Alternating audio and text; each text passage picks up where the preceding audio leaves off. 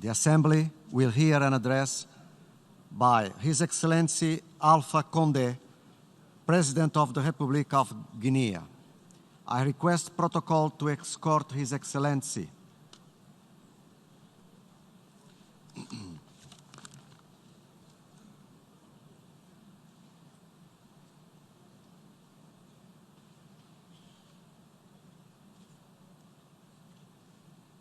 On behalf of the General Assembly, I have the honor to welcome to the United Nations Mr. Alpha Condé, President of the Republic of Guinea, and to invite him to address the Assembly.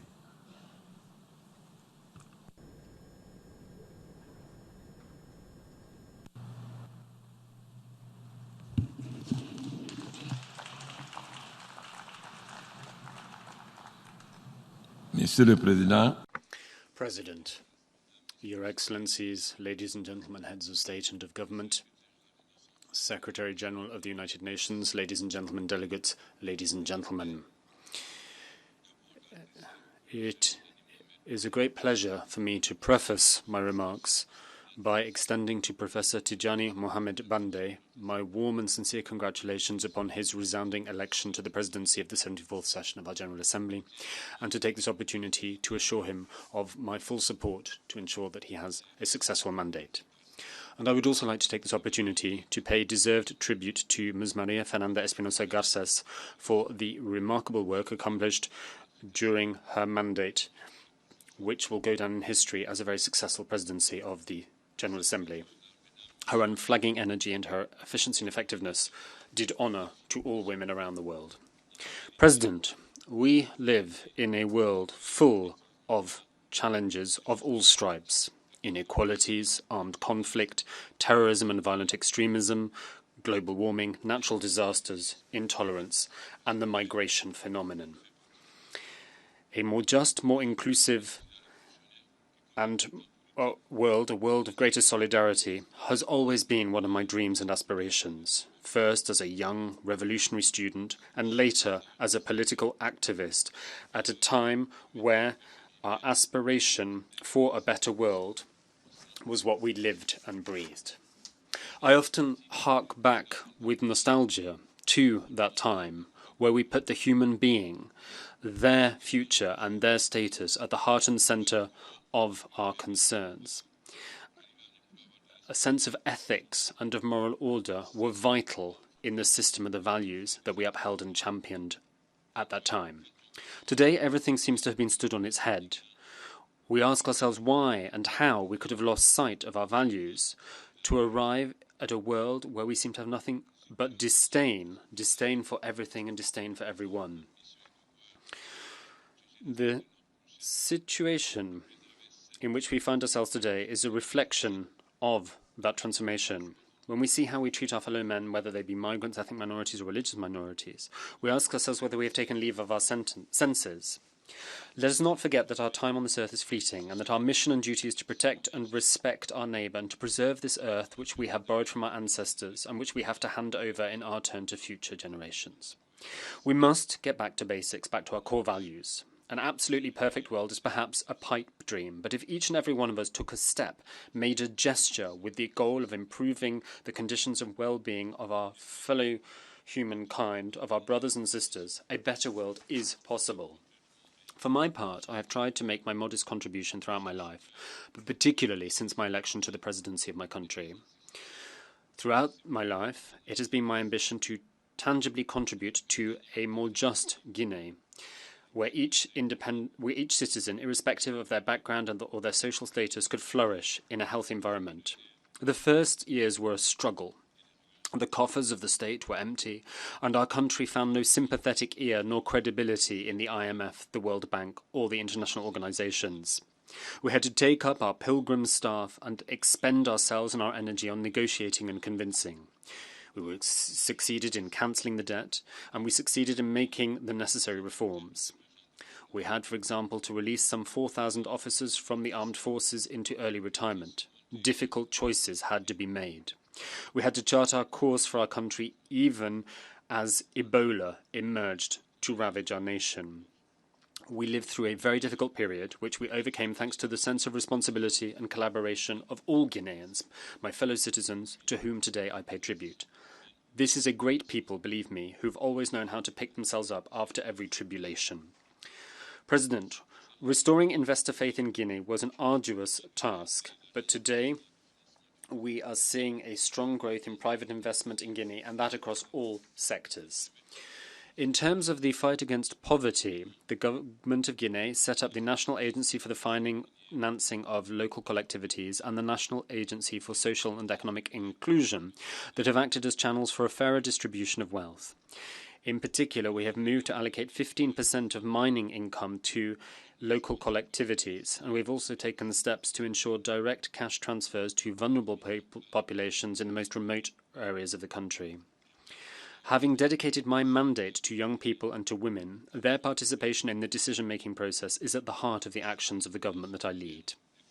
The rollout of a microcredit program has allowed us to disperse some 100 billion Guinean francs to women through the vehicle of revolving credit. Modern empowerment centres for women have been built, and thousands of women benefit from training in all of the branches. In the field of employment, to date 6,857 women have been recruited into the civil service in the period between 2010 and 2018. Turning my attention to the agricultural sector, 3,314 rural dwellers have been trained in improved agricultural output techniques. Naturally, these measures benefit those with disabilities as well, who are encouraged in Guinea to participate in the workplace. In terms of environmental action, and in particular the fight against global warming, Guinea has committed to reducing by 13% greenhouse gas emissions. A vast programme of reforestation covering 2 million hectares across Guinean territory is to run between now and 2030. President, gender equality is one of the priorities of my government.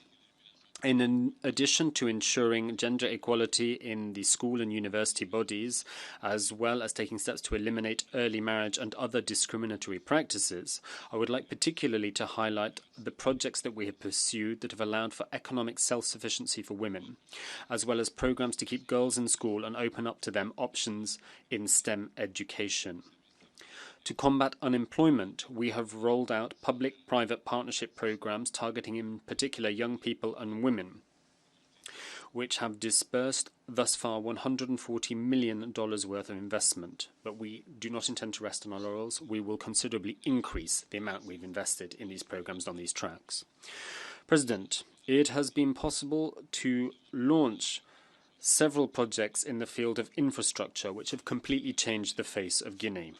But building on the existing success, we intend, with the participation of our public and private partners, to roll out in short order major construction projects for social housing, as well as for the construction of road, rail and port infrastructure, thanks to the implementation of special economic zones that will finally allow Guinea to become a country that exports finished or value-added products.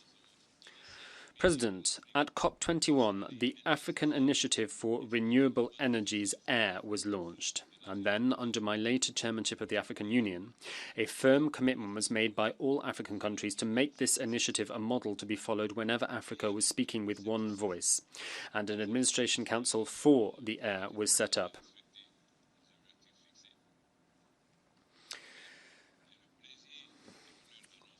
Born with a great deal of scepticism against the backdrop of a history of failing to abide by set deadlines, it is my pleasure and honour to share with this Assembly that the Administrative Council of the AIRE, the AIRE, on the 23rd of September, showed that it had indeed been active and confirmed that our objective of financing 10 gigawatts of electricity for the continent that was set for the end of 2020 will be comfortably met well ahead of time, given that today we have financed some 200 energy projects equivalent to an output of 9.99 gigawatts. This will allow us to provide clean energy to millions of homes scattered across the various geographical regions of our continent. We can thus truthfully state that Africa, thanks to this initiative in terms of renewable energy, is active in the fight against climate change, both for our continent and for our planet.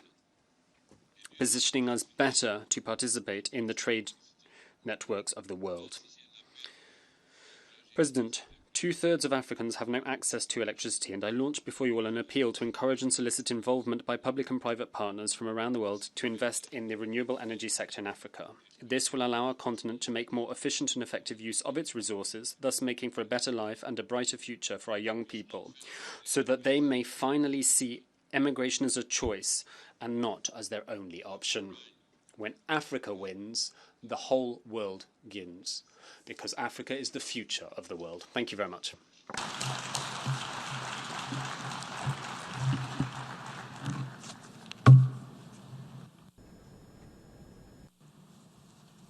On behalf of the General Assembly, I wish to thank His Excellency the President of the Republic of Guinea for the statement just made. May I request representatives to remain seated while we greet the head of the state.